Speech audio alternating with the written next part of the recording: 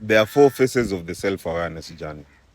And today I'm going to talk about the first phase because most people always get trapped here, in the comfort of their own isolation. The first phase is always about understanding yourself. Who am I today beyond the roles, beyond the titles, beyond the societal expectation? And it's the most confronting because it brings you face to face with your own role in the patterns you once blamed others for. It always begins with a surge of anger, not just at the world, but at yourself. You start noticing the self-sabotage, how often you abandoned your own needs, ignored your own instincts, or even stayed in places that didn't serve you. It gets very painful because this awareness doesn't just expose others. It strips you bare. It now, holds you accountable. Now, after that is when now isolation follows, not out of arrogance, but shame.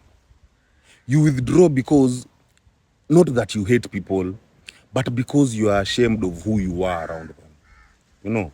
You start to grieve the version of you that tolerated dysfunction. You sit in silence and realize, I was the one, I was the one saying yes when I meant to say no. I was the one staying when I should have walked away. This is when now fatigue hits.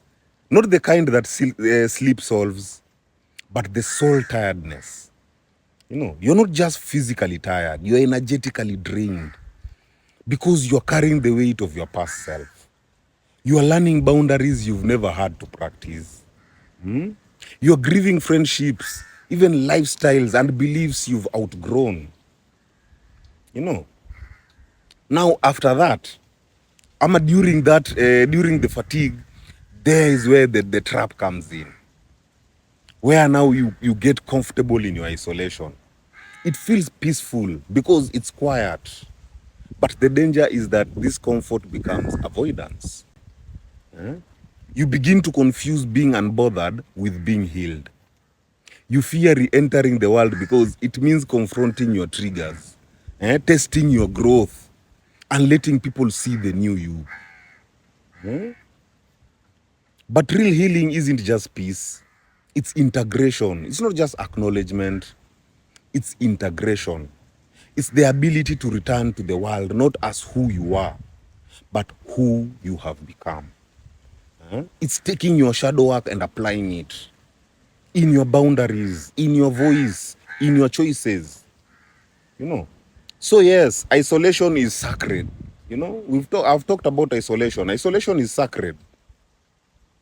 But it's not the destination. It's a passageway.